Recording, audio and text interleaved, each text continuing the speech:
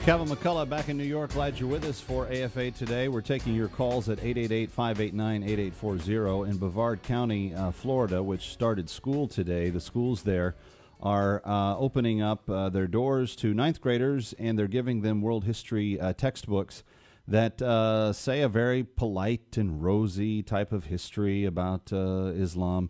And they refer to Christianity in the form of dogma and being very dogmatic in its claims, which I guess if you are being honest about it, Jesus did say, I am the way, the truth, and the life.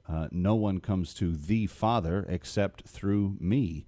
That is pretty dogmatic. It's pretty exclusive. It's pretty intolerant of any other pathway to God. So for those of you that want to just sit there and believe that it doesn't really matter what you believe, that as long as you're good, you're going to get there, I'm sorry, Jesus disagrees with you, and his claims are worth considering. But having said all of that, on the night before Brevard County schools are back in session, the school board members met to discuss the book World History, published by Prentice Hall. Parents said it is too favorable to the Muslim faith and quite unfair to Christianity and Judaism. It is remarkably offensive to me, said State Congressman Rich Workman about the book last month. This book very much sugarcoats the rise of Islam to this wonderful new world order while teaching Christianity as dogmatic. I, as a board member, said Amy Canisi, want to make sure all perspectives are out there. So this is what they decided to do. 2 board members agreed to take an informal look at the book. Well, I'm glad you're finally doing your job there, board members. Thank you. Just a moment, just a hair too late since school started today. They agreed that the book was unfair and biased. Well, that's good. Board members said instead of throwing the book out, which would cost their county $450,000 and the state even more so if they did it on a statewide level, because some genius thought, hey, let's buy this book and not tell anybody what's in it. Board members said instead of throwing the book out, they will create a committee of local experts. And this is in Brevard County. What about the rest of the counties in Florida? What are they going to do? They're going to create a committee of local experts there in Brevard County and create a supplemental guide to accompany the book. What do you want to bet that even happens? Honestly, $50? What kind of wager you want to put on that actually coming to fruition? Do you know how long it takes committees to do stuff? Do you know the government bureaucracy of things kills more projects than the actual funding or lack thereof? Canisi said, let's use this as a teaching moment. This is what the book says, but here are some other perspectives. Board members said the board members said with school starting, they will need to act fast. You think? Let's take this bowl of lemons and try to make some lemonade out of it. Yeah, okay. Let's use some more cliches, too. How about that, huh? So what we have here is a textbook that is problematic. It teaches world history from an inaccurate viewpoint. It pushes people towards a path of inaccurate conclusions, and it teaches our children things that are not quite true. Why is it in our schools? And, all deference to my last caller aside, not everybody can homeschool their child. 50% of the voters in Florida are not going to have the means, resources, or wherewithal to be able to do that now that the school year has started. That takes planning. That takes effort. So is it wrong for us to hold them accountable? And what do you think of this supplemental guide? Well, we're going to bring in some special guest speakers. Well, my own opinion would be it depends on who the guest speakers are. If you have representatives of CARE coming in, the Council on American and Islamic Relations, explaining why the parents of all the students are a bunch of Islamophobes for objecting to the book, it's not going to be much of a supplement. Maybe you're going to have a 3-way panel where you have a rabbi, a pastor, and an imam all sit down. That's still not balanced to me because you still don't have what's being addressed in the book being challenged. Here's what I would like to see happen by way of balance, and tell me if you think I'm unfair. You scrap the history book and you start in Genesis 1. Wow. Nobody thought of that. 888-589-8840. Your thoughts as we continue. It's Kevin McCullough with you on AFA Today from New York. We're glad that you're with us. Joe's calling in Texas. Joe, welcome. You're on AFA Today with Kevin McCullough. Hi. Kevin, you're doing an awesome job, and I'm getting more and more upset about this situation, and I'm Hispanic American, and it is very scary, Kevin. They should get those books. They should bring those books home, since it's not the Quran or whatever you call their Bible, and burn them, and burn them, and burn them. But I'm telling you, I am fed up with this government. Last week I wanted to call. I don't want to change the subject. When Obama was with late Jay Leno, that they asked him about this stuff about the homosexuals in Russia. They don't even talk about Christianity. The people that are being killed in other countries. Yeah. It's all an agenda, man, and it's scary. And people need to wake up, and they're not waking up, man. Especially in the Hispanic churches. That's what upsets me the most. So that's my comment, sir. All right, Joe. Thank you for your call. I appreciate it. And I'm not advocating anybody burn the books, but you don't have to keep them. You can return them. The school district bought them. They can send them back. It's been done before, and it's easy to do. This idea that, we've already spent this amount of money, get a refund. Do what you have to do, but do what's right by your students. Get an accurate history book. By the way, if you would like to help make your opinion known to the Brevard County Public Schools, write this phone number down.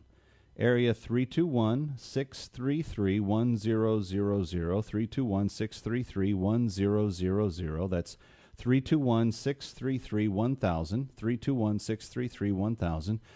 Call the superintendent and say, that ninth grade history book, maybe it would be better to return it. And see what they say. And then call me back and tell me what they say. 321-633-1000, 321-633-1000, particularly those of you that live in Florida. If 50% of your ninth graders across the state are using this book, that's an embarrassment. That doesn't speak very well to the quality of the history education of the state of Florida. That makes you the laughingstock in the rest of the nation. Do you want your ninth graders learning fake history? 321-633-1000, 321-633-1000. Let's go back to the phones. Stan is calling us from Arkansas and has been very patient. Stan, thank you for that patience. You're on with Kevin McCullough on AFA Today. Hi. Yes, my concern is not just with this the subject of the religion, but just the overall textbooks that my son's in high school, and I happened to look through one of his the other day, or before school ended this last session. But anyway, just the complete dumbing down. Now, years ago when I was in college, I did some research and found there was an organization called Aspen Institute for Humanistic Studies. And it's along about that time, Zbigniew Brzezinski had made the statement. It was like a three-legged stool. He said, if you can control food, money, and an education system, you can control people. And, I mean, isn't that what we're seeing today? Not just with the religion, but, I mean, I was amazed at some of the stuff in my son's textbooks, just the complete dumbing down of American kids. And, isn't there some conservative movements at that level to help regulate what goes into these books that indoctrinate our kids? No, it's a good point, and I hope that more parents are asking those questions, Stan. I mean, I think what it involves is you got to get parents on school boards. You got to get an active role in the curriculum selection. You got to. We as Christians can't be abandoning the culture. We've got to stand up to it, and it's going to require all of us that have an education, that have the ability to make these articulate responses to it. It's going to require us getting involved. So I hope and pray that actually does become the case. And kudos to you for perusing your son's textbooks. I mean, that's going further than most parents do. And on that level, I think you should be applauded. Let's go to Lonnie in Arkansas. Lonnie, welcome. You're on with Kevin McCullough on AFA Today. Hi. Good afternoon, Kevin. I just had one question I wanted to ask, and if you don't mind, I'll take your answer off the air. I haven't been able to keep up very closely with this particular news item, and I'm sure that the ACLU and the Freedom from Religion Foundation has filed lawsuits against the state of Florida over this because of the separation of church and state issue. I was wondering, could you tell me how that's coming along? I appreciate your time, sir. Thank you. I like Lonnie. He's so dry that the people are probably not getting it. But yes, when a textbook is is speaking in flowery terms about the inclusion of religious material, like the glowing review that Islam gets in this textbook for the ninth grade world history students across the state of Florida. And when 51% of those students are being indoctrinated by the religious teaching that is put in there with the Islamic perspective, you would expect to see the ACLU jump right up, wouldn't you? Come on, separation of church and state, right? It's all right there, right? Mm-hmm. It's not separation of church and state. It's separation of Christ and America. That's what that organization wants to see happen.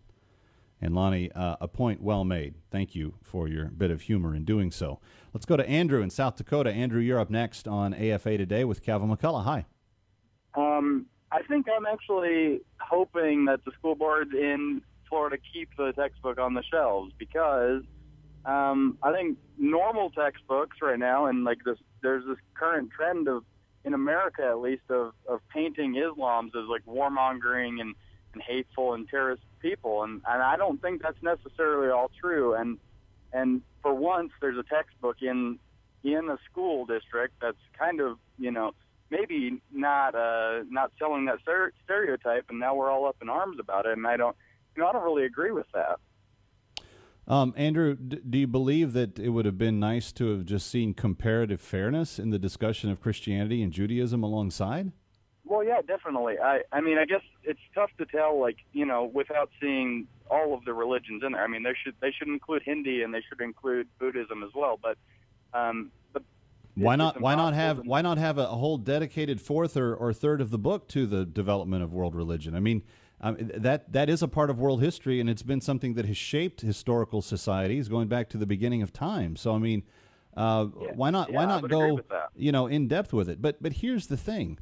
Why not tell the whole story? I mean, certainly people that study Christianity, they in public universities and educational systems, one of the first things they hear about are the Crusades. One of the first things they hear about are the intolerance of the Pope and of the bishops in Northern Europe, and of the different ways in which Christianity has been bloody in its past. Why isn't it a fair game for Islam to have its dirty laundry aired as well?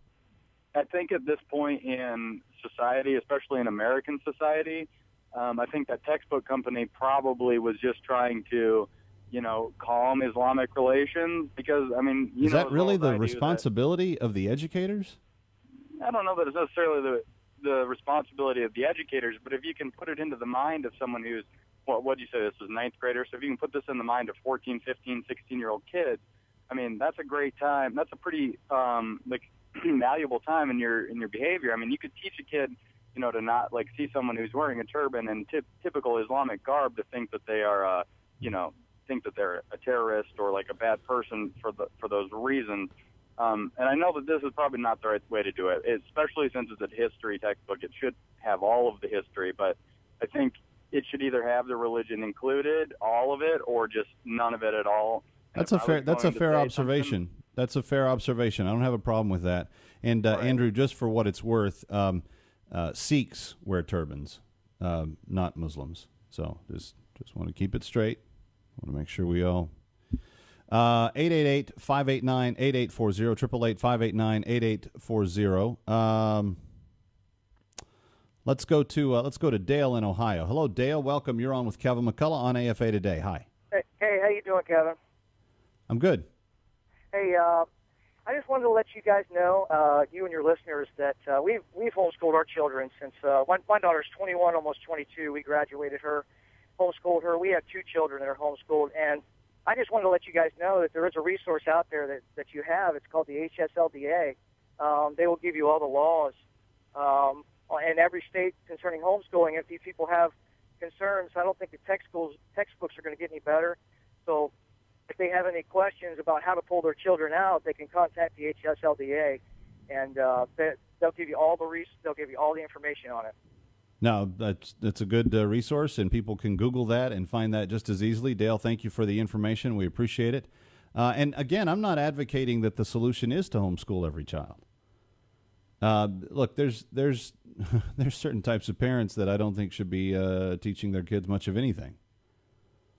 If you're living on welfare and you're doing drugs and you're in and out of prison, No, you probably shouldn't be homeschooling. You're probably not going to be setting the standard to groom your child in the ways that he should go.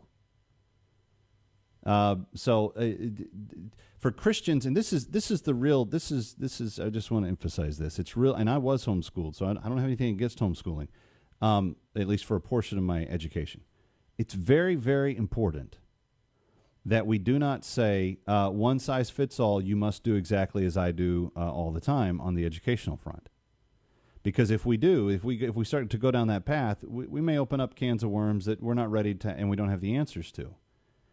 But one thing that Christians are never allowed to not do, one thing that we have never been given permission to excuse ourselves from, is being involved in the discussion in what the culture is doing. So if Dale says, well, I'm afraid the textbooks are never going to get any better. Okay, so run for school board while we homeschool our kids. Run anyway. There's other kids' spiritual lives that are just as much at risk as yours, or support somebody who is, or find somebody who can and get behind them. But do what you can to dedicate yourself to making a difference, not just cursing the darkness and saying, oh, this is terrible. How can they do this? It's not going to get any better. That only goes so far. You have to then rise up and say, no, we can do something differently, because this is one of the few nations on earth where we are actually given that opportunity and that chance. Ms. McNeely on the school board, or Kanisi or whatever her name is, she's not some sort of divine royalty that was born into being a school board member. She was someone who ran for the position and now exercises her influence on that position. You want to make a difference? Gain influence and use it for the cause of what is true. I'm Kevin McCullough. This is AFA Today, and this is AFR Talk.